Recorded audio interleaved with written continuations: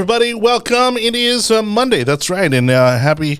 Oh, no, let me rephrase that because I'm already getting the dirty looks. But we appreciate you joining us on this Memorial Day. That's right. We didn't want to take the day off because, again, those that we are remembering on today, on this Memorial Day, didn't get the day off either. And so thanks to those families and those individuals who sacrificed all to protect our country at home and abroad. We again remember those that we have lost throughout our nation's history and have given us the opportunity to continue to not only extend the life of this democracy, but spread democracy around the world in various forms and hope and along with many other things, including American culture. And so, again, this Memorial Day, we remember those, again, who have served this country and paid the ultimate price. My name is Jonny Torres, and this is The Yard Sign, the most important relevant podcast in politics. Also, definitely tonight, the most diverse conservative podcast in politics. We have a fresh face joining us for the podcast tonight, and we also have an old face who's joining us on the podcast as always. Before we do that, though, we are going to run through tonight's topics. Let's see. We've got, first of all, Second Amendment and school safety. We're going to be talking, of course, about what happened in Texas and not so much in the details of what took place in Texas. That obviously is being covered by nearly every major media outlet across the country and then some. What we're mostly going to talk about is obviously how do we move forward and what are some solutions and where do we see progress or opportunity to protect our kids, to prevent things like this from happening. And then we're also going to get into the primary winners and losers as more states continue to have their primaries across the country and even as close as Georgia. We'll get into the Georgia election results a little bit here because those are pretty exciting to come over. And Latinos in Politics. Again, that also ties back to tonight's special guest. We'll talk about not only here locally, the role that Latinos have taken in running for office, but also in some cases how the community is still underrepresented and how that needs to change, and also how those individuals who claim to represent the Hispanic community, how those individuals need to be held accountable. So that's going to be a really fun conversation to have to close out tonight's show. But let's go ahead and kick things off with our usual introductions over at the big table. Over at the far right, Anibal David Cabrera. Hello, sir. Hello. I still don't like it, getting that label after getting called a rhino. I know. But it is what it is. It's just catchy. I know, I like it. Don't get me wrong. If I didn't think it would be a bomb threat situation, I would love it even more. But it is what it is. Well, and I'm surprised, you're here draped in the flag, given that the Jubilee is just around the corner. What are you talking about? I don't understand. Right, because you're no Anglophile. I mean, you're Francophile. Oh, is that what it is? No, that's French. Yeah. But it's a Hamilton reference. What happens in a Jubilee? Does the Queen come out and dance for everybody, or what? First of all, don't speak of Her Majesty that way. Second of all, comes out, does a little jig. Could you imagine a little TikTok dance? Half of the hips break just by doing that. No, she'll do the hand thing and everything else, and the Lizzo dance, right? That's the one she's gonna do. This is why people don't like you, Jonathan. You red coat. As you drive, I'm the red coat. You're the one all excited about the Jubilee. Drive a Mini Cooper. I can be excited for something like that. Why? Why not? Why would you be excited? That'd be like Brits getting excited about the 4th of July. And? Again, it makes no sense whatsoever. Anyways, it will be a fun and it's already been a fun and exciting experience seeing the jubilations across the pond. People I get more excited about May the 4th, for like Star Wars Day. Like that to me is like more exciting whatsoever. We have a guest in the studio. Can we please keep it together for a little bit? Hello, Marco. How are you? nice attempt to change the topic there. Marcos Rivera joining us for the first time on the show tonight. Hello, my friend. Doing great. I'm happy to be here. Oh, hang on one second. We got one job. No, hold on. No, let him. Well, I got to figure out which microphone. Hold on. Go ahead. Yes. There we go. There you go. I had him on the wrong mic. So. See, I'm all okay. Got it. Okay, now I'm all. Let's try again. There we go. Welcome to the show. You're infringing on your rights. Just turn your stuff down. It is what it is. Censorship at its finest. No democracy on this show. we preach democracy. We don't exercise it. Exactly. That's the right way to do it. Thanks for coming out, man. You know, we've been friends for some time now, both very involved in the Hispanic community and the business community. And you know, now, you know, as we've gotten to know each other, even the political community here in Tampa Bay. And, you know, we've kind of talked about bringing you on for some time now. And it just kind of happened where all the stars really aligned topic wise, where I think it made a lot of sense for you to join us today. So thanks for making the time to come on, especially on Memorial Day. Thank you. Yeah, and then, like you said, they didn't get a day off. Why should we? Yeah, take a day off? right. Yeah. So, well, sure. Thanks a lot for coming on. We hope to, again, you know, what I love about the show is that not only do we welcome differing opinions, you know, it's really what I think is what makes the show unique. You know, a lot of podcasts out there, and especially your mainstream media outlets, they always have people that, you know, basically all fall in line with the same school of thought. And here we try to mix it up and you know, allow everybody to have their differing opinions and really, you know, not take it too seriously, right? You know, and have fun while we're doing it, obviously. But you know, to give people an idea of, you know, who you are, give us a little bit of your personal background, and then we'll kind of dig into a little bit of your political background. All right. Well, it's an interesting story. I was born in Puerto Rico, raised half Puerto Rico, half New York. So my family lived in it was about a 15-foot by 15-foot shed with not only metal ceilings, but metal walls. Wow. Only 4 walls. Yep. So from there, I was moved into, my mom said, well, you need to go to a better place. So she took me to 1985 Brownsville, Brooklyn, New York. About 3 blocks from where they filmed New Jack City. Wow. So I think I was actually better off staying in the shed than going to New Jack City. But yeah, I bounced around from there to Puerto Rico. So my upbringing was very, I would say, country in Puerto Rico. A lot of very rural. Very rural. Got Yeah. And in New York, it was just extremely like the documentary type. Well, the lifestyle. culture shock alone. I mean, between those two worlds, I mean, it really is. I mean, it's one extreme to the other, you know. And so, how did that really, you know, how were you able to adapt, given how different those two environments are? Well, I was lucky enough that in Puerto Rico. It's time to talk about. Should not have asked Puerto that Rico. question. So I was lucky enough to have uncles in Puerto Rico that were 10 years older than me. And because they were 10 years older than me, they spoke to me with the truth. So I learned about New York. So I would go one round in New York and then come back to Puerto Rico. And my uncles would talk to me, and I would tell them about my experiences, and they would tell me the truths about what I saw, because that my mom didn't want me to know. Okay. And I'd go back to New York with this whole set of new things that I knew that I didn't learn in New York. I learned it because my uncles in Puerto Rico watched enough TV to know what was happening in New York. Right. It was crazy. So, example, when we were So, did you ever feel at home in either place? I mean, like truly at home? Yeah, I guess ignorance is bliss. So as I always saw those two places as, even when I was little, as temporary places. Right. I kind of saw them as a training day, you know, because it was like I got to learn how to survive here. These, you because there are two different methods of survival. I mean, you're talking about living off the land, you know, living, I mean, I'm sure, you know, even maybe beneath your means, you know, in rural Puerto Rico, and then also surviving in the streets of New York City, you know, and staying out of trouble and making sure that, you know, again, you're not getting, you know, you're not falling, you know, going down the wrong path there. Yeah. See, so in Puerto Rico, I remember there was, you know, no phone lines, running water, some houses. And then if you were to open or touch any bottle of soda without permission, you were in like everyone's, I mean, it was, you weren't allowed, that was for dinner. Oh, wow. And you got 1 cup and that's it. Okay. You know, and then if they'd cook a chicken, everyone had a designated part of the chicken. Okay. Because it was like a hierarchy. The dad would get whatever he wanted. Sure. And then the kids would kind of fight for, you got this yesterday, or you got this a couple days ago. Wow.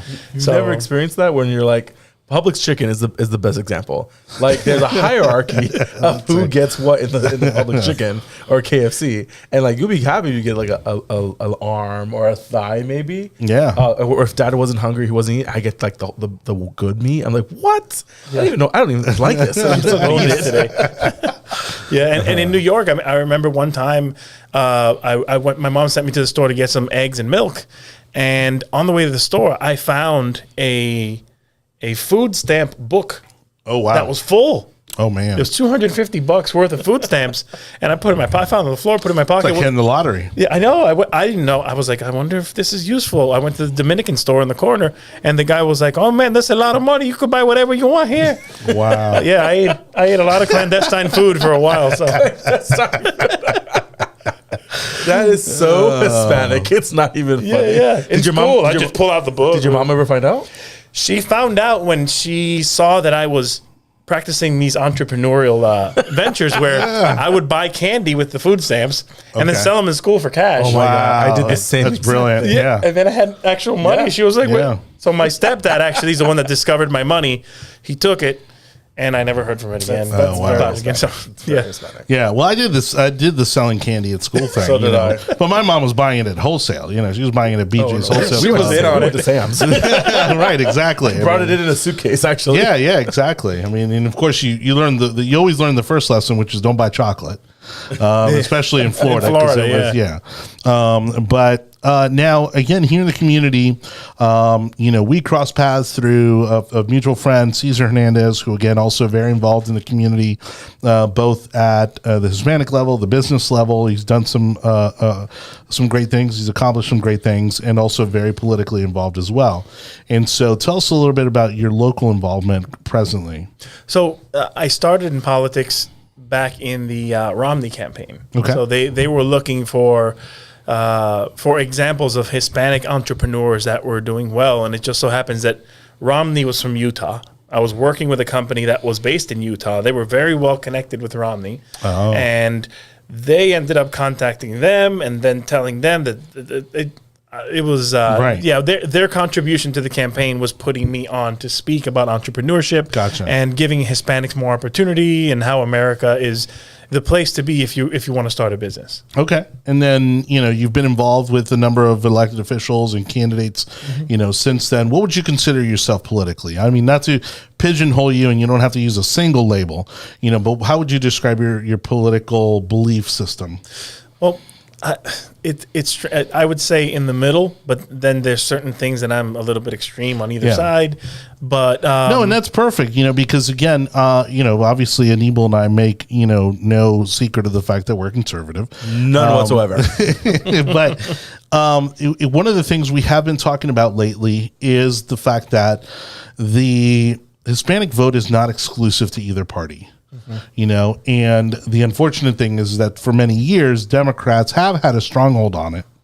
But in reality, that as the immigrants, and you've got your second generation of immigrants from Hispanic countries now in the United States, how they're educating themselves much more in the political system and the process, because again, coming from Puerto Rico and as you did, and based on some of the work I did in the Hispanic community in advocating for the Republican Party in Hispanic communities, there's like 7 parties, I think, in Puerto Rico. Yeah. And so there's a lot of homework that most candidates and even the political parties are just now starting to understand that has to be done before you advocate in these communities.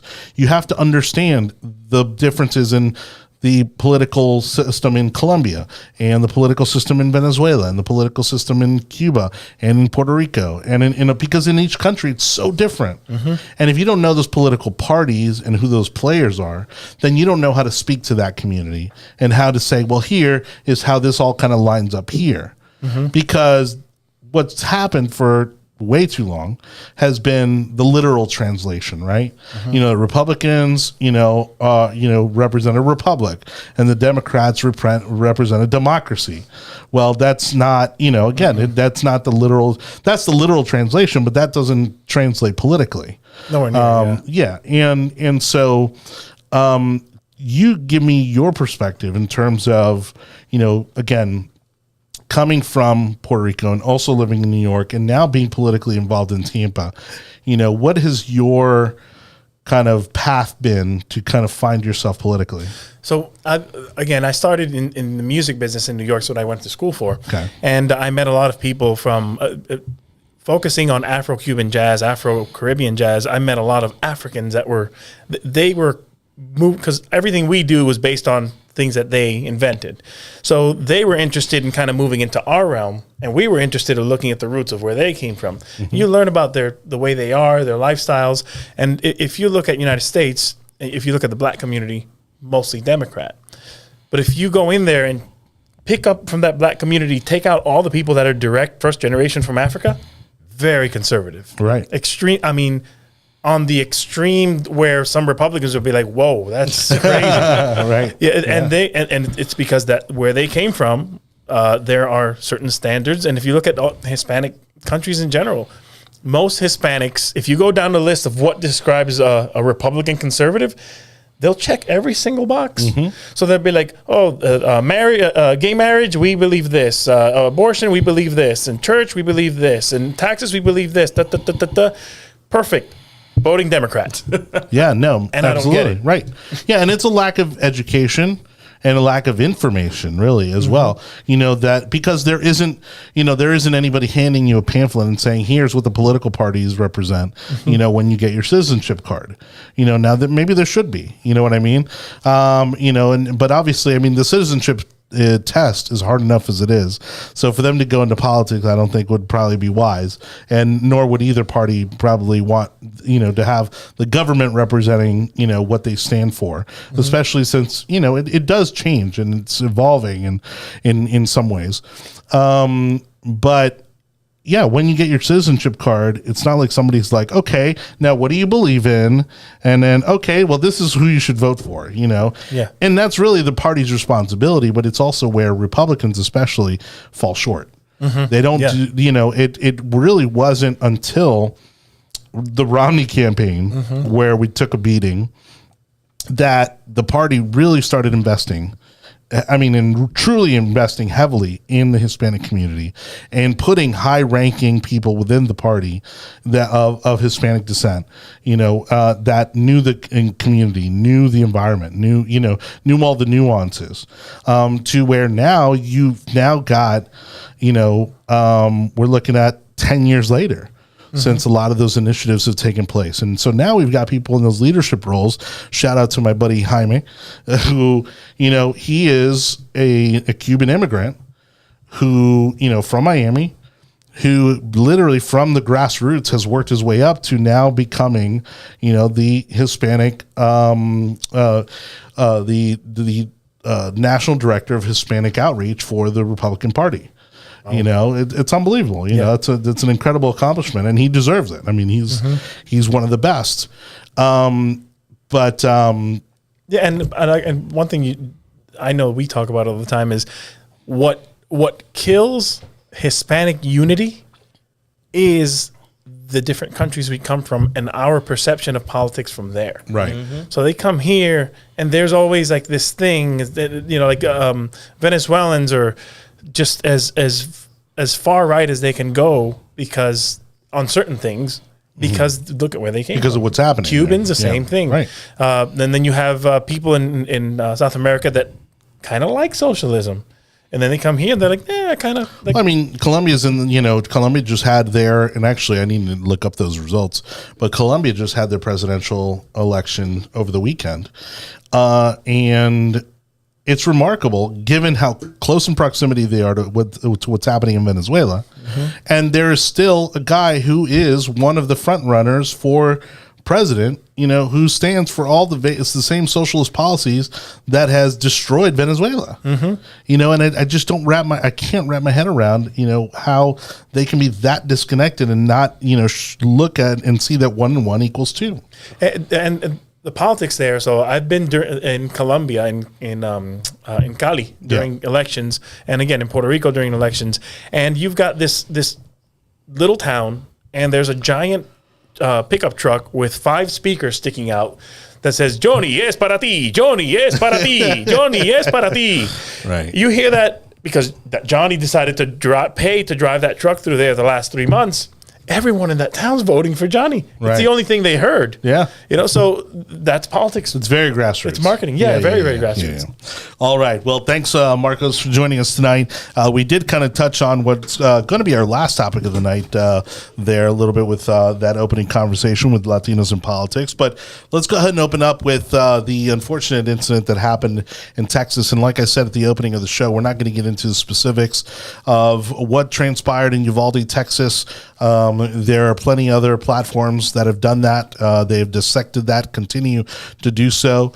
Obviously, we are going to mention some of those details in this conversation, but there's no sense to rehash those things, given, again, that those details are very easy to find, and we certainly don't want to misrepresent any kind of new findings when it comes to that school shooting. But that does bring us to why it is our topic for this week. And, obviously, as always happens with these school shootings, what the first thing they want to blame is the guns. And it immediately becomes a Second Amendment issue. Although this time, I would say maybe for the first time, am I starting to see that people are starting to actually consider other things. They're saying, well, okay, yes, it's Texas. Yes, this was a young man who just turned 18. He was legally able to purchase this. He had a background check. He kind of checked off all the legal boxes for doing so. But what is driving him? And that's really what I think has been missing from the conversation from the beginning. What is driving young men like this to commit an atrocity like this? And for those that, again, are following me on Facebook, that's kind of the approach I took. Because, again, as ridiculous as it sounds and as often as you have to repeat it, that guns don't kill people. It's the people that kill people. Mm-hmm. And go ahead. Yeah, so I detached myself a little bit from this, and I also threw myself into this because, again, I'm married to a school teacher, and this hits very close to home, and this hit a very Latino community. This was I think it's a border community, just because you heard about the situation with the Border Patrol agents having to be the ones that stormed into the building because of the lack of initiative of the local police, which, again, we're not here to have that discussion. That's going to get worked out. I hope heads roll because of those decisions that were made. And the governor has already said, the governor from Texas is irate that he says that he was lied to. So we'll let that work itself out on that side.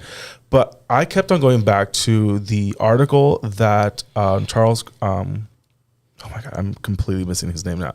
Charles Kronheimer? Krauthammer? Yeah, the gentleman that was... he passed away. Correct, a few years ago. Okay. He wrote an article in 2012. Krauthammer, in regards to the mass shooting that occurred at that time in 2012. And he made the comment that this is a three-prong issue. There is the individual, the weapon, and the environment. And we always talk about the weapon. Like, that's the only component that we can change. And until we expand that conversation to talk about the individual and to talk about the environment, we're never going to find a solution to this conversation. Because it's not like we didn't have, and the governor was right. They've had an 18-year-old has been able to buy a weapon in Texas for 150 years. And we've only now had this issue in the last 10 years. Like, that is a reality of conversation. So what has happened within the culture, what has happened with individuals, and what has happened with the environment? Because I'm telling you right now, and I dove deep into this conversation when it came to assault weapons. We had a ban on assault weapons from 1994 to 2004. Right. And in between that was Columbine. And that didn't stop them going and doing what they did. Yeah. And so we have evidence that shows just because you ban something doesn't stop it, because there's no way you're going to remove. We should ban cocaine. We should ban cocaine. We should ban speeding. We should ban people hitting their children. Well, you look at the UK where they have banned guns, or even Australia. I mean, it hasn't stopped crime. No. It hasn't stopped people from killing other people. They just, again, are choosing a different weapon. And if it wasn't an AR-15, which people else. are like, oh well, we need to ban the AR-15. We need to ban the AR-15. Which actually, kudos to President Trump, because somebody, and this is why I love the internet. Somebody actually dug up footage from a meeting at the White House. And I don't remember after what incident this was, but he was talking about the fact that you had to be 21 to buy a handgun, but you could be 18 and buy an AR-15. And so his response was like, well, why don't we move up the age of being able to purchase an AR-15? Which, again, that's a perfectly logical solution. Did they implement it? No. But again, to his credit, again, he was trying to do something. But point being is that if it hadn't been an AR-15, it just would have been some other kind of weapon. See, but that's not a radical right-wing concept. So he wouldn't have gotten, obviously, that's more of a Democrat type of verbiage saying, oh, then move it to 21. That never got in the news. No one ever talked about that because that would make him look good. And then, you wouldn't want to make the bad guy, the meanie, look good. And you know what? I think we could all have a conversation about the idea of moving the age up a little bit and seeing if that would cause some kind of correlation without causation. Yeah, I mean, some people have said, okay, well, if I'm old enough to join the military and be brandished a weapon in the military, then why can't I purchase one? And to me, I would say personally, it would come down to training. If you're joining the military at 18 years old, guess what? You're being trained how to use that weapon. Also, not everyone is allowed to go into the military. Like there's an actual standard when it comes to IQ, mental health, if you can and cannot go into the military. So it's not like they're just letting anyone and anyone. This isn't Vietnam. They're not letting anyone and anyone get into the military. There's tests and requirements. So that's a false conversation, a false argument right then and there. And I think we need to stop with, where it's, people think that, again, moving the age to 21, is somehow an infringement, and how it violates our Second Amendment. And there's hardcore, we have hardcore, gun advocates among our friends, that again are would see that as an infringement on, and guess what? President Trump passed the ban on bump stocks.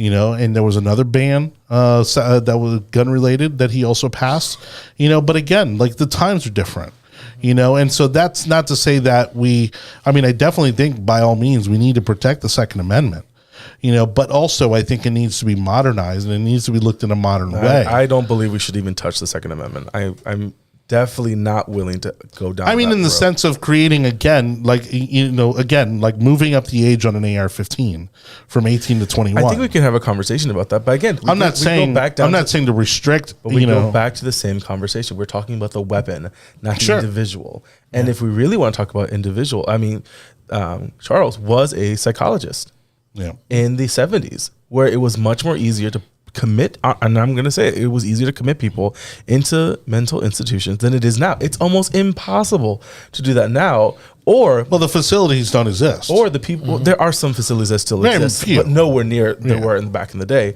But now we're seeing. But then we also see the backlash of it, where you can Baker Act someone for just having a larger conversation that happens to get heated, and we know people that have gotten Baker Acted because of that. And it's just there's no middle anymore. Well, that and I think and this has come up. I saw a lot of people mention this is about the reopening of mental health facilities in this country. And I do think I'd be in favor of it. I think you're not only preventing issues like this, but I think you would also be putting a huge dent in the homeless problem, because again, many of our homeless who are also veterans have mental health issues that they need to work through. And if they were able to get the resources and the assistance to work through those mental health problems, well, guess what? They probably wouldn't be homeless anymore, and they probably and others probably wouldn't be out there committing crimes. Yeah. So one thing I'm working on right now, one of those long-term projects I mentioned to you, is I'm working on software with a social psychologist that used to be a partner with KPMG in Washington, D.C. Okay. So he developed policies around the world on workforces and masses of students. And one of the things that he worked on in the 90s was when they decided to coin the term going postal. So he was one of the scientists sent out by KPMG to figure out for the federal government why does this happen? So they did a study in these rural places where this was happening, and and again, he's a personal friend of mine, and they came up with one conclusion. Everyone that committed these atrocities, they said, no one listens. No one listens to me. No one cares. So there's tons of data. There's a mountain of studies showing that this is kind of what happened. And we're talking about the 90s. Mm-hmm. When you look now, and I'm going to get a little technical on this one because this is one of my strong topics. He's a social psychologist, and what they do is they study. So a clinical psychologist does the micro, one by one by one by one by one of how and this is the big mistake we're committing in the U.S. We trust clinical psychologists with working with masses when that is not what they're trained to do. They're trained to find the micro, the one person, what causes where, what came from where, how do we treat it? When you take that person and you put a person who behaves a certain way in a social setting, completely different person. When you put him around a different social setting, completely different person again. You put me around Democrats, you put me around Republicans, you put me around kids, you put me around my family, 4 different people. Mm-hmm. So what's going on? Why are you studying these masses of people micro when in reality we should be looking at our school district, we should be looking at our military in the macro? What's happening in the environment, in the social setting, the waves of what happens in the whole military that's making veterans kill themselves at 25 a day, not 22 a day. Mm-hmm. It's not a micro thing. Right. It is a macro thing. Something in the system is flawed. Same thing with our kids. Right now, when I was little, I got bullied a lot. I got bullied where I had to fight every day. And I'm not kidding about fighting every day. I got bullied to the point where I remember the first day my mom told me to go to school by myself. I was like, oh crap, she doesn't know what the hell's going on out here. Yeah. So she sent me to school by myself with a JanSport book bag, big mistake, a little baby hat, a ski hat, big mistake, and sneakers that were Nike, big mistake. So she sent me to school. About half hour later, I'm hitting the front door. And she's like, and she's so pissed that I came back home, right? That I didn't go to school. She opened the door, no hat, no book bag, no sneakers. Wow. I got them all taken away. And she was like, what happened? And I was like, they beat me up and took it. Right. That's what happens. You're an adult. I need you to walk me to school. Yeah. So, I got bullied so much, and you would have thoughts of getting back at bully, but it got handled on a macro level where, if the principal saw certain things, if the teachers had certain things, the teachers didn't have their hands tied like they do now. Right. If a teacher back then saw bullying, she would grab the bully by the ear, drag him to the back of the classroom, tell the mom, I remember having black moms come to school and beat their ass in the classroom. Yeah. And the principal's watching like, should I say don't do that right. Or should I kind of leave her? And that was the rule. So you had Brownsville where you could get an Uzi in 15 minutes with 2 phone calls. Crack vials all over the street. I mean, crime everywhere. No school shootings. Yeah. Why? Because the culture was, my mama's going to kick my ass. If I do something in school, my mama's not going to come defend me. She's going to defend the teacher. One of my favorite memories of my father and of my middle school was, I went, and I love telling the story, that you can always tell what part of town you were if your cross streets was a number or the name of a dead black person. My God. Young Middle Magnet, it was in the corner of 22nd and MLK. And so it was a very rough community. It was a magnet program, so they were busing kids from the suburbs into the school. And it's like, the bus would turn in, the gates would open, the bus would move forward, the gate would close, and then the next gate would open and it would move forward. And it's not that it was military, but we felt very protected. And so 10-foot fence. And so, but I remember my father walking into a class, and I think it was parent teacher conference, and my dad's like, where's the permission slip so I can give you permission to hit my kid? Like that kind of giving my teacher permission to hit me if I was acting out, and I'm panicking because I'm a 6th grader. I have no idea if this is real or not. And my dad and the teacher knew they were joking. My dad was joking, but I also remember times where a kid would mouth off to a teacher. Teacher would make one phone call, and a parent would show up 20 minutes later, and then right outside the door beat the ass of that kid. And we're all listening and watching what's happening. Mm-hmm. And you only need to do that once. to elementary school or a classroom, that only needs to happen once. And that sets the tone for the whole year. Embarrassment is worse than the beating. Oh my God. And I think you're both hitting on, again, one of the root problems here is accountability and responsibility. And really, this is a cultural problem. It is. Because, look at, when we talk about abortion rights, when we talk about student loans, when we talk about parenting, okay, the common factor is that people don't want to be held accountable for their actions. Correct. And so, to what you guys are talking to, because my experience was similar growing up. And we also have teachers, in our lives that we hear examples of this every day, is that parents don't want to be held accountable anymore. And they don't want to be held accountable for the actions of their children. And they don't want to hold their kids accountable for their actions. And so they're not disciplining them. And in fact, if anything, they're defending them now. Yes. For the actions that they're taking in school that they shouldn't be. Also, this isn't something that gets solved. Culture doesn't get solved in 1 or 2 years. Culture gets solved 10 years from now. In generations. Because it takes a generation for that to happen. It takes a community and a genre to understand what is happening with inside and recorrect it. So then those kids grow up and they are now changing the culture. So if we make that comment like, oh, we need to do X, Y, and Z to change this so that we don't have this anymore, this doesn't take 2 years. This takes 10 years. Yep. Now, this social psychologist, he says, and I agree, there is an easy solution to all of this. To finding, so the beginning step is figure out who's going to do the school shooting or who's going to commit suicide. How do we know? Well, we don't know. Oh. But you know how we find out? The same way Facebook finds out that I'm looking for a pink bow for my daughter because she's 6 years old. Right. Data. We have more data than ever in history. Sure. The problem is it's being captured for commercial purposes, and that's it. If you know that this kid has an Instagram, has a Facebook, if you capture all the data and you set up flags to identify what this kid is saying, what they're saying, how they're saying it, send it off to other people. If it's flagged, send it to an expert that can review it again. You know what? This kid's saying certain things. We're going to have to alert local authorities and go to the parents and say, listen, your kid's been saying that he wants to kill himself. He's been saying that life isn't worth it. Really? I didn't even know. Well, and again, a lot of the teachers and the administrators in our schools are hearing this. They're hearing it directly from these kids every single day. Tucson, Arizona, that student that tore into that college campus, the students inside in his classes were like, he is a grenade waiting to go off. People know this. He's killing animals.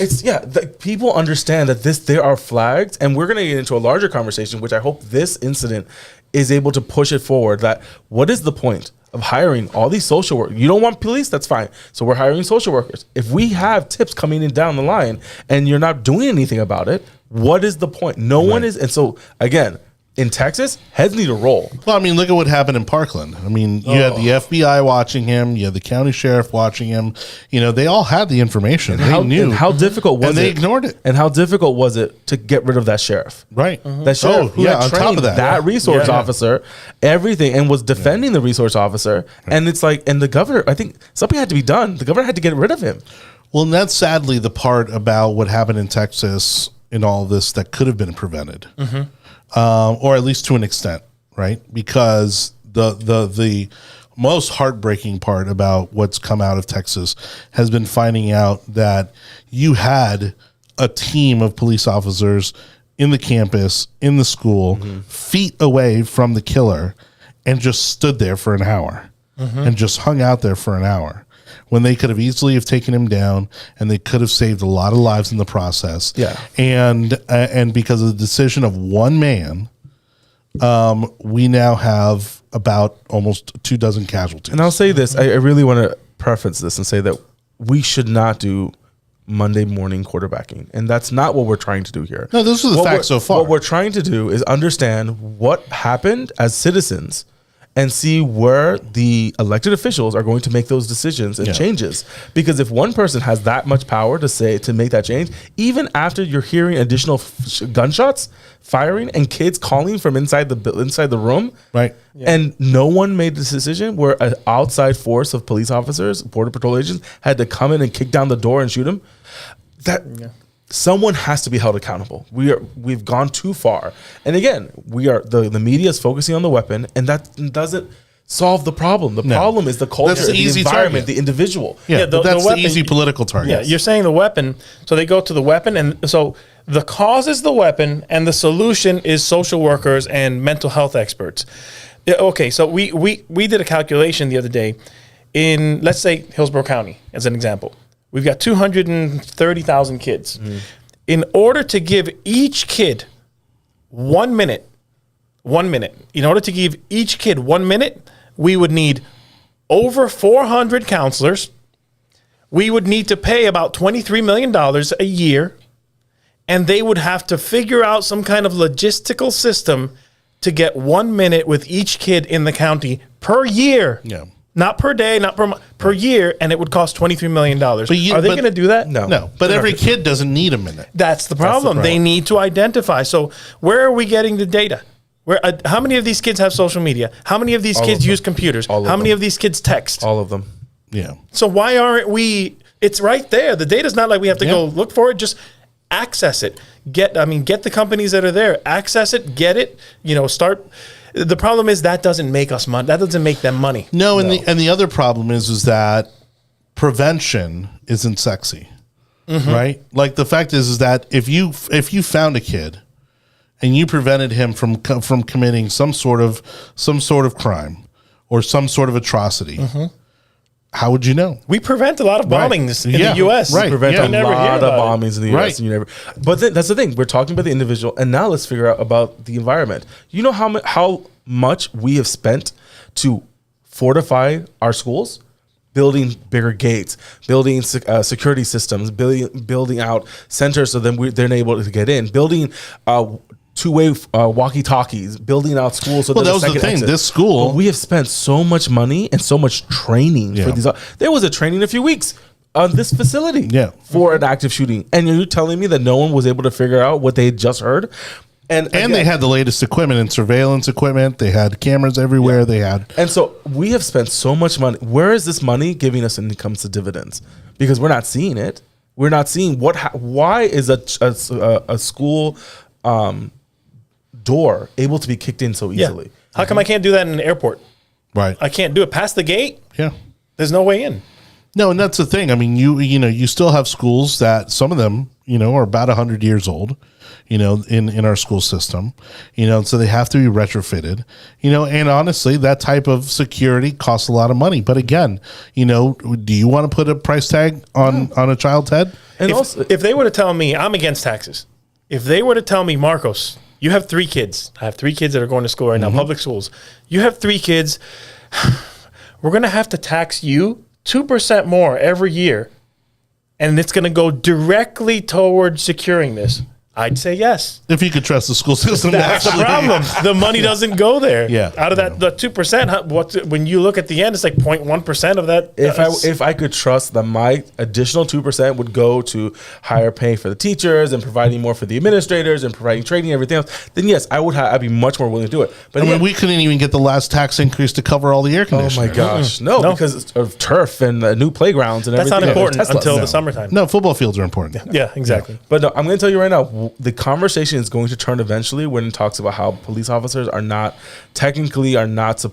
required to put their lives in jeopardy for saving the innocents. And someone took a screenshot of what the training manual said. Yeah. That was just trained. And it says that as a first responder, we must recognize that innocent life must be defended. A first responder unwilling to place the life of an innocent above their own safety should consider another career field.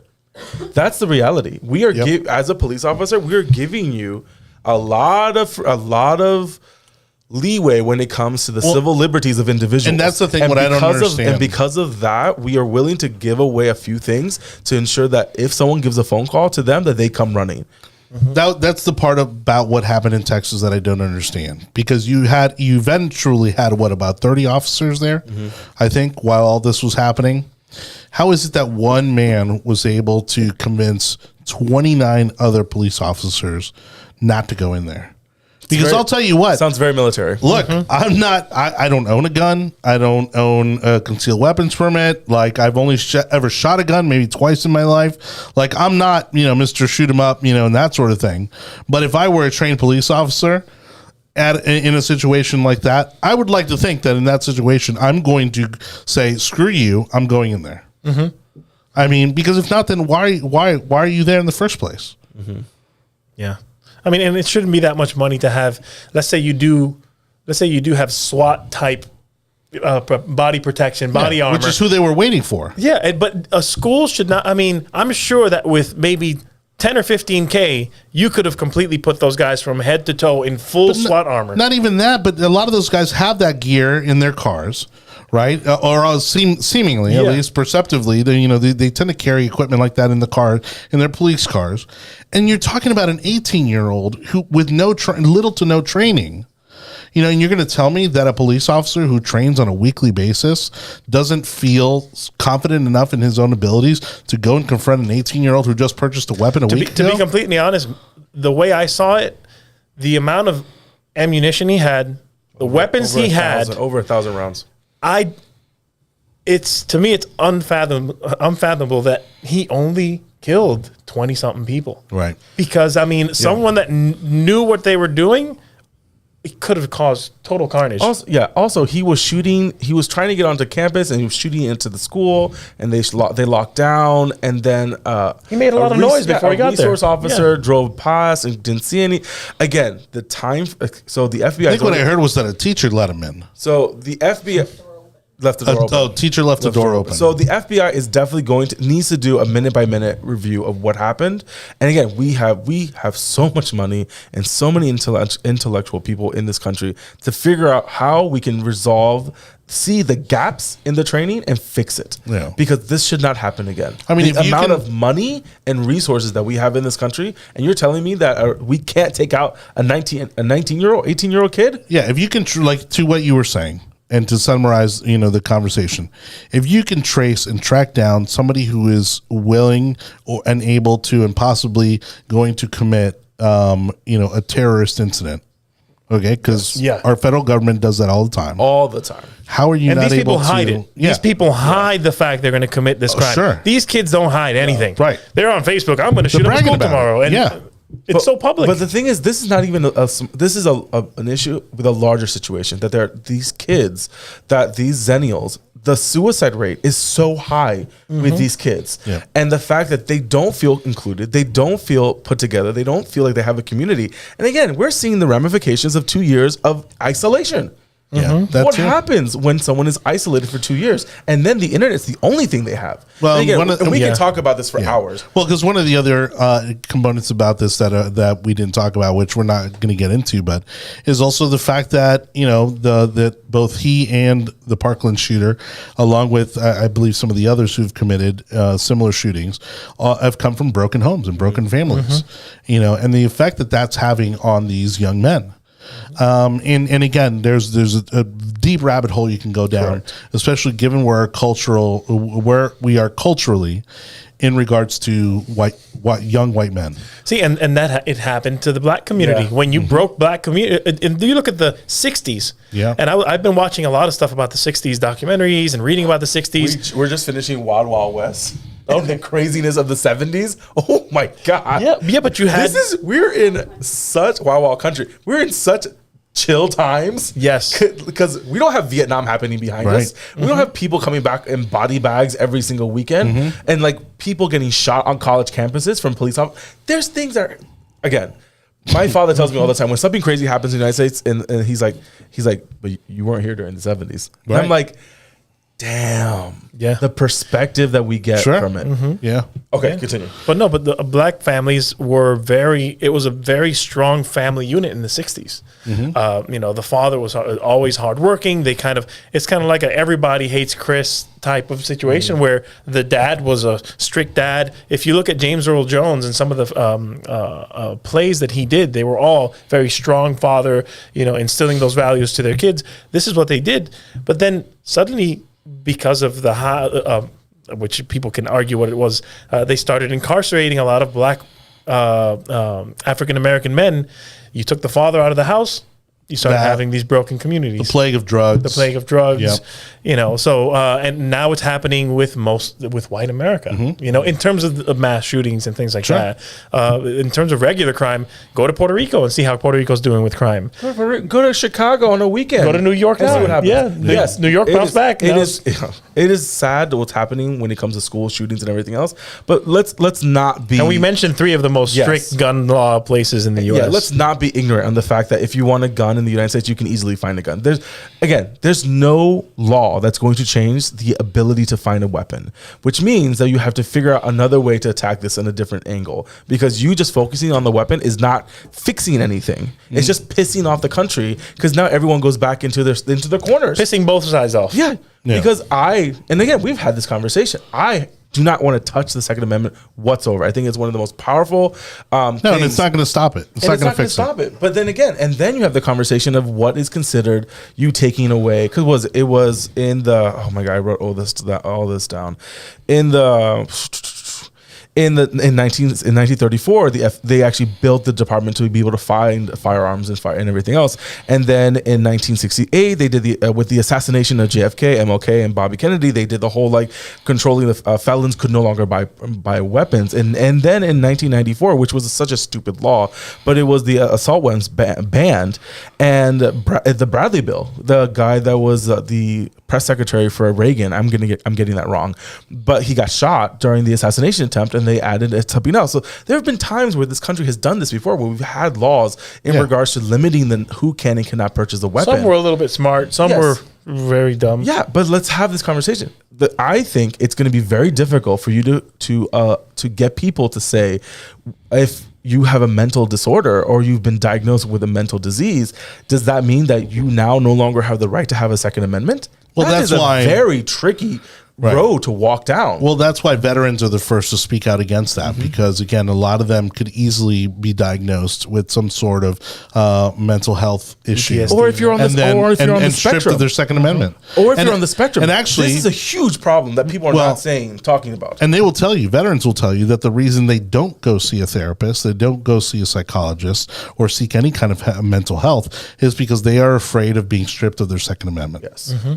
So, all right. Thank you, everybody, for joining us on the Yard Sign. Again, we could continue to go on with that topic. Anibal David Cabrera and Marcos Rivera joining me tonight. I'm sure it won't be the last time we'll be talking about that, as, again, details continue to come out about what happened in Uvalde, Texas.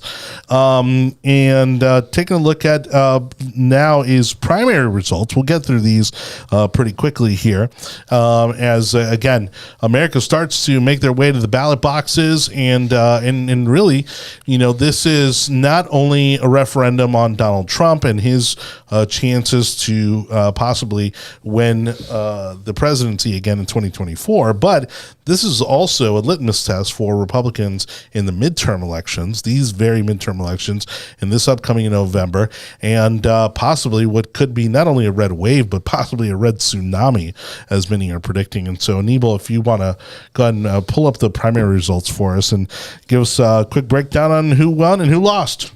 As I get this quasi scarf available on me. Okay.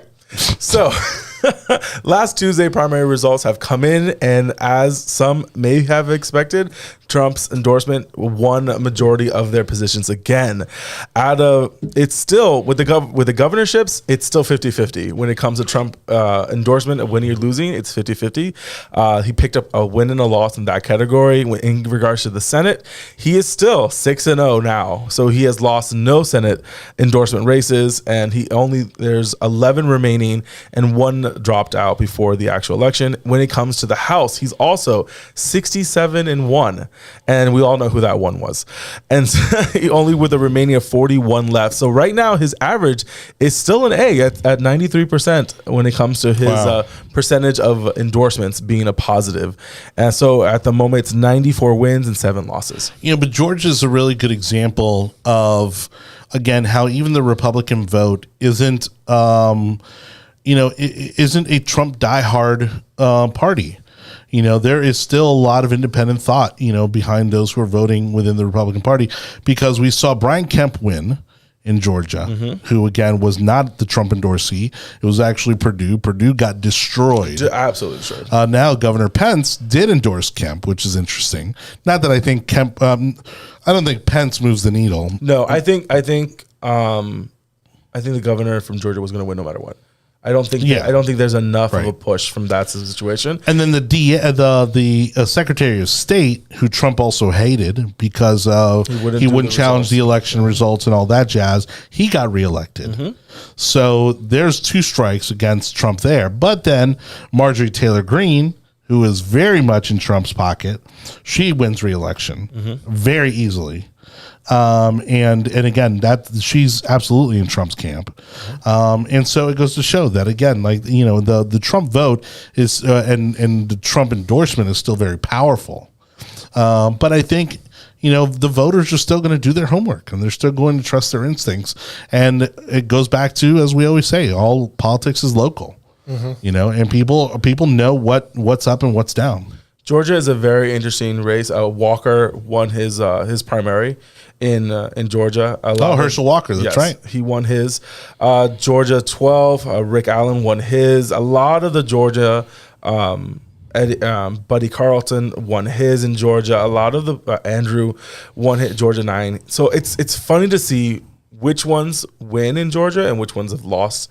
He lost the governorship, the governor's endorsement in Georgia, and that's mind-boggling to a little bit of an extent. I would have expected if the Senate and the congressionals, then he would have also done the governorship. But this tells us that it's a different mentality when you're picking someone that's representing you in the House of Representatives and then who's representing you in the governor's mansion. That is a huge difference, and it's showing in Georgia that that's exactly what's happening. So I wouldn't be surprised, honestly, if the current Georgia governor actually inks it out again this coming election cycle in November. So I wouldn't be surprised. Georgia's in great shape. I mean, you know, obviously, do I continue to believe that the film industry, which has really bolstered Georgia's economy, you know, has started to turn Georgia blue, or at least bring it more to the center? Absolutely. So I have a friend that works in that industry in Georgia, and he made a comment today. It's like, you would think that it would be doing more blue. However, the majority of those people that we're thinking about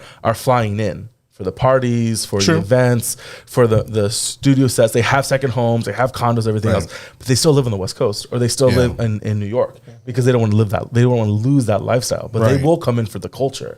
And so that's what you're seeing. So yes, it is being influenced, but not to the degree as you would assume. The test is going to truly be the general election there. And seeing how well Kemp does, and seeing how well Republicans do. I think Republicans do well in 22. I think Trump will still lose. If it's not Trump, it's a toss up. But if it is Trump, I still think that he loses Georgia in 24. I would not be surprised. The state has showed you that they do not like Trump. They like their politicians, but they do not like Trump, and Georgia just doesn't have enough in that. And again, we've all had this conversation. Trump lost by 50,000 votes in about 3 different states, and the majority of it was white men. So he has to figure that out. I'm not a white male. So well, the interesting thing will be Herschel Walker, who I believe was a Trump, you know, kind of in Trump's camp, you know, but also a very successful NFL player, you know, really an icon in the black community. And to see him adopt the Republican, the Republican Party and so far be successful in that route, the general election is going to be interesting because of the size of the black community in Georgia. You know, are they going to support him due to his celebrity status, or are they going to support him because, they truly believe in what he supports? Sorry, man. Stop smoking cigars. Yeah, right. I wish. My goodness. At least I'd have an excuse. My goodness. As he pulls the McDonald's cup. Okay. I need something to wash it down, whatever that is. So again, thank you everybody for watching the Yard Sign, the most important relevant podcast in politics. Don't forget, we want to thank Community Patriots for supporting our show. Our good friends over at Community Patriots, Jeff Hawks, Kim Davis, and everybody else involved there. One of our most popular shows was it last week? God, it seems like Kim 2 weeks Davis ago. and Joe. Oh, that was 2 weeks ago. 2 weeks ago. Right, because we had Scott last week. Was with Kim Davis. Scott's always entertaining. Josephine Amato. Yeah. Look for it on our YouTube channel. Look for it on our podcast platforms. Very entertaining show, but they continue to support us, and so we'd like for you to go out there and support them. Visit community-patriots.com to learn more about the organization. You can get involved in Hillsborough and Pinellas County, or if you'd like to start your own chapter, please reach out to them through the website or through their social media channels about how you can start a constitutionally based organization in your community today. So I know we didn't really ask for your opinion in regards to the primaries, but what are you thinking when it comes to what Hillsborough County will do and what the Spanish community is going to do this coming primary? So honestly, I don't think it has. I don't think it has much to do with Trump. The less Trump says, the less Trump does. People that remember Trump, people that like Trump, they like what they like. And the more he says, the more opinions he gives, they tend to, there's more probability of them disliking something than liking something. Yeah. But I would say Trump doesn't decide if he wins or loses. The actions of Democrats decides if Trump wins or loses. Mm-hmm. It's that simple. It's like it's the lesser of two evils, because Trump may not be, everyone's cup of tea, but everything that Trump stood for is exactly what's going wrong right now. So everything that he said that he would do, he did pre-COVID. It was happening. Obviously, COVID, would mess anything up. But everything that he said that he would do against everyone that hated him, he did. We loved the gas prices. We loved the way our economy was just border security, taxes, flourishing. Everything. I mean, everything was. I was speaking with which she might be a little angry that I mentioned this, with an immigration attorney. And I said, "Hey, how's immigration affected you lately?" She goes, "Dude, I am banking so much right now." I said, "Really?" She goes, "Yeah, it's like a revolving door in Texas. It's a revolving door. People come in, and it's just I'm waiting on the other side with paperwork for them to, do their stuff. It's so easy to get them in." And I said, "So." She tends to lean conservative, but she was like, "Yes, but this is benefiting me a lot," which is the same thing that I had several Indian friends who were stock investors, stockbrokers, and they would say, and I'm going to say it in the accent that he said it. He goes, "I hate Trump, but I love how the stock market's going." So he goes, "I'm going to shut up." That's pretty good. He goes, "I'm going to shut up." So, people have their own things, but I think the way things are right now and the decisions that Democrats make are what are going to push people into Trump's arms. I think a lot of that is true. I think this has always been a race for the Democrats to lose, because you would assume that they now have full control, and they have governed in such a ridiculous manner that it's showing the people the reason why no single party should have control at any time. That's something I've always believed in, even though it causes a little bit of chaos. It doesn't matter. I don't want the Congress or the Senate to move any faster than they already are. There needs to be checks and balances, but we're seeing a situation where people are so upset and so annoyed. And now with inflation, with gas prices, with food, with baby formula, whoever thought that was going to be a thing? Yeah. Right. And then you can say, well, the reason why, and again, you saw this on The Hill today and then on Breaking Point, where they're like, well, it's a government issue. Well, no, it's a capitalist issue. Well, no, it's both. If you were to allow more competition with inside that industry and not have it regulated to the nine, then we would have more distribution and more facilities. Why are we having to now import baby food from Mexico and from Europe? Why on earth is that a thing? Yeah. It's because there's so much regulation in that department. Policies. And I mean, you need regulation to the extent that part of the problem is the monopolization of really the agricultural industry in our country and the world. I mean, worldwide, I think you've got less than 10 companies that own everything. And so when you're looking at these kind of problems, unfettered capitalism is also not healthy. I mean, there has to be checks and balances to everything. Yeah, but then someone's saying, well, let's just nationalize the oil field so that we can get oil out of the ground faster. As Hispanics, we have seen that happen multiple times. And every time that happens, it's a disaster. Not, and again, it's like, I'm talking about putting up like the bumpers in a bowling alley. You know what I mean? I'm not saying, like take over the entire bowling alley. Yeah. Well, it's like you're Venezuelan. I mean, Colombian. Same thing. And so at one time, you're right. It was at one time. Yeah. And you can't say anything. You're not even a country. No. And so we can start off. Puerto Rico's like the appendix of the U.S. That's right. That's Are you amazing. Sidetracked? Country or not? We have a culture, but we don't have a country. Okay, that's a good answer. All right, but statehood or not? Are you in favor of statehood or not? I'm full statehood, Okay. and we were talking about this before. In Puerto Rico, you've got the blue party and the red party.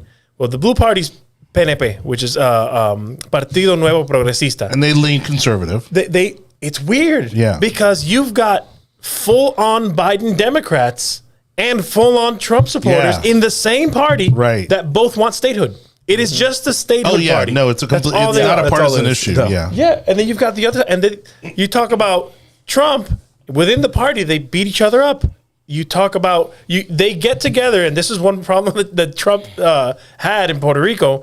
When you do it, besides throwing things at people. Yeah, right. I know. I loved it. I don't care what anyone says. Yeah, well, if you do a Trump rally, you're going to have people from both political parties going there and going at it. They don't. So at the end, the throwing incident. Have you ever heard the nitty gritty on the throwing incident? I saw the video. Well, see, I was literally today, I was watching the documentary of Feed the People, which is about Chef Jose Andres, who went there after Hurricane Maria to feed everybody and all that. And they mentioned the paper towel incident. But go ahead. So here's the story I heard from the local politicians that helped run that event. And you're I want you to really put your mind Puerto Ricans that you know. Okay. I don't. So this is the way it was gonna. This is the way it's gonna be. This is the way. So this is the way, and I know this. The way you organize an event is we're going to give away cookies. Okay, perfect. You form a line, and we hand a cookie. Have a nice day, and the line keeps moving. When they started the event, the people in the front were supposed to pick up the crap they were going to pick up and get the hell out. No. Woo! Trump. It became a Trump rally. And it became a Trump rally. And then the people in the back were like, hey, what the hell? We want stuff too. And people were like, oh, crap, they're not moving. They were telling them to move. They're not, well, we have soft things. You guys want soft things? Oh my God, they throw me the toilet paper. And then, okay, here you go. Italian accent real quick. Yeah. Which again, I can't believe how much mileage they got out of that stupid incident. It's a horrible PR. Well, but it makes sense. It's a horrible. But the faces of the people that caught the toilet paper, they loved it. They loved it. Yeah, but when you go to a concert and you got some idiot up there with a T-shirt cannon, you're not pissed off that he's shooting the T-shirt 100 yards out. Hey, you know what I mean? Shot my kid in the face with a T-shirt. Well, it's the only way you're going to get the stuff out to the people in the back. I mean, it was so innocent. Really meant nothing. So, do you know how I think we solved this problem with statehood or not?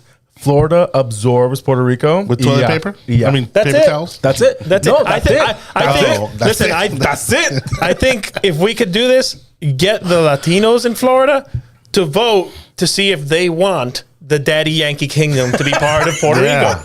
Well, Miami would. Oh, Miami. No, Miami loves the status that they have right now. Yeah. I think that's the only way this is going to work. First of all, I don't want to have to redesign the flag. It's way too many problems right there. Adding a 51st state, then DC is going to want to become a state. I don't want that to happen. No. I feel we should just absorb Puerto Rico. I mean, half of them are in Kissimmee already, and then just allow them to move forward the way it is. Well, again, there are more Puerto Ricans in Florida and in New York than there are in the island of Puerto Rico. I mean, there are more Italians in the United States than there are Italians. Yeah, for sure. But make it a county. But that's a kind of a middle of the road situation. Yeah. We're not adding another state, so we don't have to deal with that bureaucracy of adding a new state into the system. Because again, you have to have all 50 states vote on this, and that takes a decade or more to deal with. If we were just to absorb Puerto Rico and start moving that situation in that direction, I think it makes life so much easier. You have an island that wants to be a part of the United States. You have a Congress that does not want to does not want a 51st state. Florida, absorb it. Yeah. Yeah. By the way, thanks to everybody for watching the yard sign. I did forget to mention that if you've missed any part of today's show, you can catch the video version on Facebook and YouTube, and then you can also catch the audio version to hear our amazing voices and my coughing on any of the podcast platforms out there. All your favorite podcast platforms, especially the ones at the tech overlords at Google, Apple, Spotify, Audible, Amazon, iHeartRadio, Odyssey, and Samsung podcast platforms. Yes. Jonny, do you want to hear about our new sponsor? Oh no! Please go ahead. Well, our new sponsor. Can we get this? Are we allowed to advertise adult beverages? It's a different country company. Okay. So it's Mama Wana. You remember when Keenan Thompson used to do David Ortiz on SNL? Oh yeah. That's what that just reminded me of. That's what you just sounded like. Oh, Mofongo. That's right. Oh man. So I know one of the things that you wanted to mention is again for the Latinos who are in elected office. We mentioned this last week.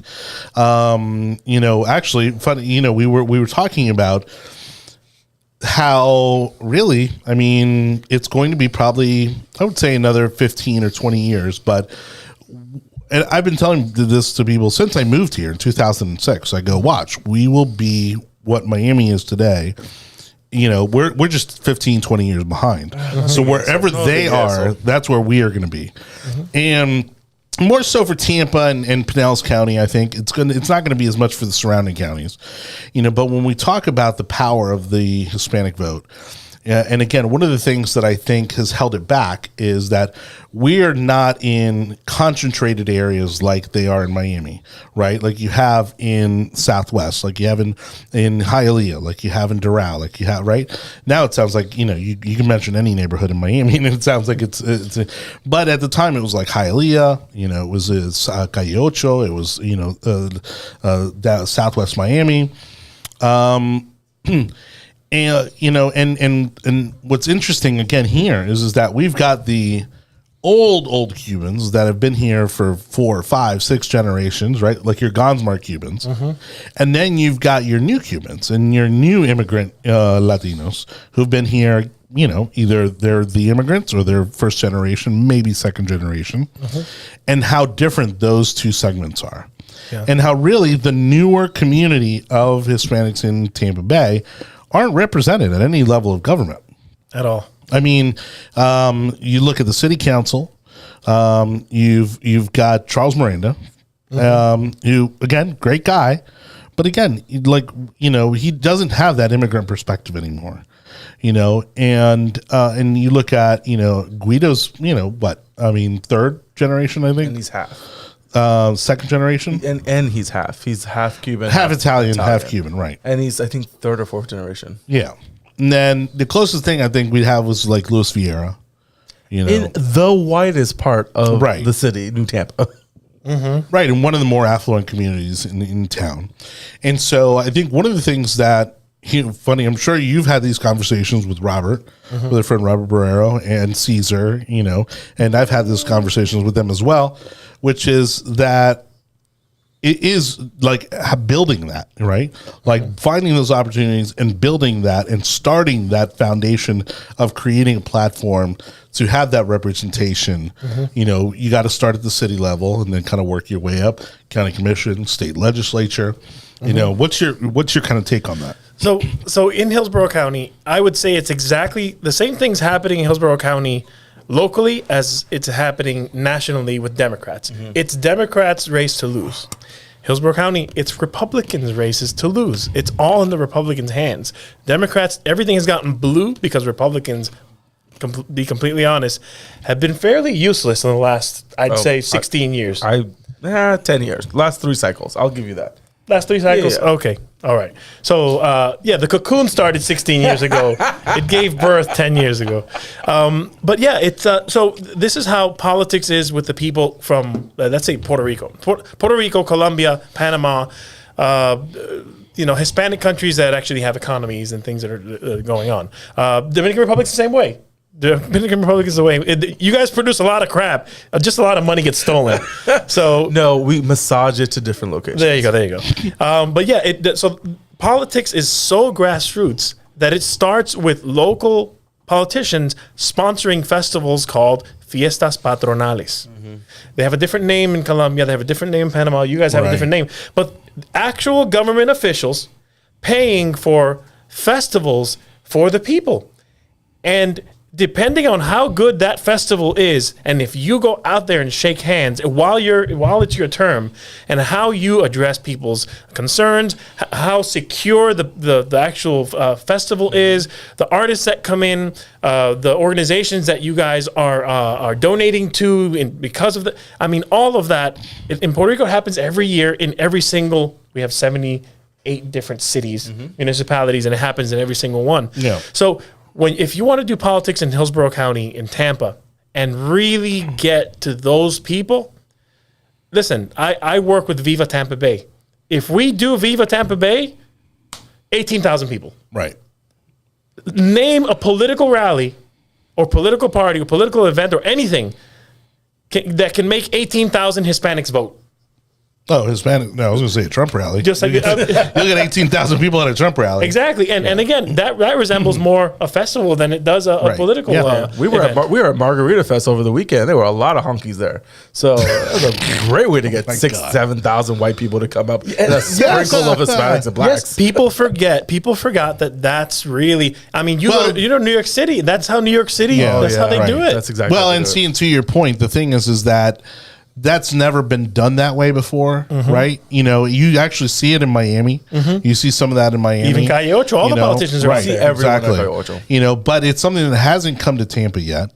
And so these candidates that have run, again, they're not familiar with that style of campaigning, or they think that they should adopt the American style of campaigning, you know, and they have their consultants that are going to tell them, hey, you know, we're not going to be doing any of that. You know, it's like, that's not going to, you know, but again, like the candidates that do embrace that style, you know, Governor Scott actually was one of them. Like we used to go to a lot of these Hispanic festivals representing him, and we'd have tents and we'd have all kinds of stuff going on. And so, you know, when they embrace it, it works out to their favor because that presence, just being there, means a lot to the community. It really does. You know, and just saying, hey, we're just here to support. You know, even if even if you don't talk to them, they see you. You know, and they see that as a sign of support, and that goes a long way. It really does. It really does because the community doesn't even know. Like, and I'll take it as an example. Janet Cruz. Yeah. When Janet Cruz ran, she came in late, and she was running against incumbent Dana Young, and so Dana was like, we need to engage with Latinos. And I said, okay, so you ready for a long shot, a Hail Mary? And she goes, okay, let's do what we got to do. And she went to small business meetings for individual organizations, different small companies. She went to each and every one. And she went to Viva Tampa Bay, and I said, we got to pass around coffee. Yeah. What are Latinos like? Right. Coffee. Let's pass around coffee. And she didn't just go there and wave hi. She would hand people the coffee. She would give them the pastelitos. She would take pictures.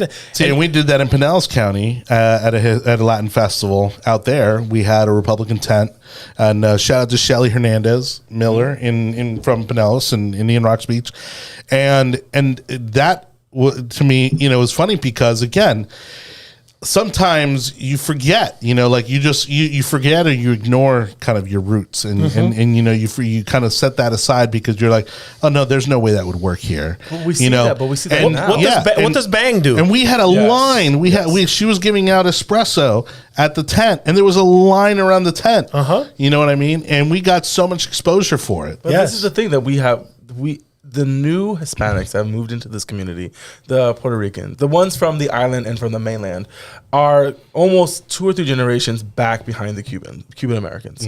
And their style of politicking has really morphed into the American version of politicking because they are taking, I'm going to say it, they're taking for granted West Tampa, they're taking granted those parts of town and country that no one's talking about, no one's going to. And with the new lines, I'm going to tell Democrats right now, if they are not putting in the work, Susan Mendez will put in the work. Yeah. You've seen her Yeah. put in the work. She's done it. She knocks on the door. She goes to the churches. My parents know her because they see her at church all the time. So like she puts in the work. I do not see any other Democrats putting in the work in those parts of the city. Right. And that part, and that's I'll give her that. problem. Valdez will show up anywhere. She shows up. And Yeah. she shows up. And she remembers who And- you are, and what I'm- you're doing, everything else. And the I'm not going to stories. name names, but somebody on our side of the aisle is lately has been basically has developed the reputation of not showing up when they say they're going to show up. And that's you might as well. You're better off saying I'm not going to show up than to say I'm going to show up and then not show up. Especially in the Hispanic community. Oh, man. Don't remember that. That's a slap in the face. We will always Oh, remember yeah. that. Yeah. We turn into elephants at that point. In a heartbeat. Oh, yeah. Well, I talk to people all the time because they're like, why are you guys always so late? Everything else. It's not the fact what time we get there because we ain't never leaving. That's Right. the thing. Once we get there is when the party starts. We can be 2 hours late. We're still leaving at 2:00 in the morning. Yeah. But that's the Hispanic nature of things. Right. Like I don't expect you to be at my house at 7:00 in the afternoon for a party. If anything, I'm still getting ready until 7:45. Right. And I'm the one hosting. But that's the Hispanic culture. Like we expect you to show up. There are times when it's like for holidays and Christmas and everything else, Yeah. it's like a parade. Yeah, we that don't I have care to if you're go. late, but you got to show up. I have See, to and go to I- fireworks and play. And my wife, who's not Hispanic, is like, why are we going to all these places? Girl, if I don't show up,